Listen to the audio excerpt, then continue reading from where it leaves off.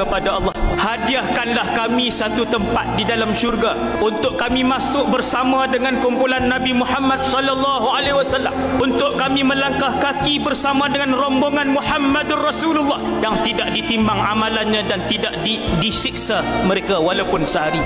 Pohonlah kepada Allah, selama mana pintu taubat belum ditutup, selama mana mata kita masih melihat dan nyawa masih berada di dalam badan, mohonlah kepada Allah, kata Nabi SAW, syurga Firdaus, kerana ia adalah syurga yang paling tinggi. Bumi ini bukan tempat tinggal kita. Kita ada duit, letakkan duit di tangan kita, jangan letak di hati kita. Kita ada rumah besar itu kita hidup di tangan kita sahaja, jangan sampai masuk ke dalam hati. Kerana tempat tinggal ataupun kampung halaman kita adalah suatu tempat yang bernama syurga.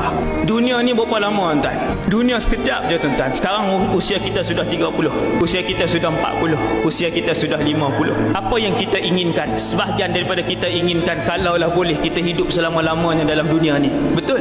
Ada orang dia meminta dalam hati dia kata kalaulah Allah tambah lagi 10 tahun. Benar tuan? Ada orang dia minta dalam hatinya, sekarang umurnya 50, dia kata kalaulah Allah hidupkan aku lagi 20 tahun. Manusia menginginkan hidup selama-lamanya. Itu yang menggerikan kita. Kenapa perkara ini berlaku?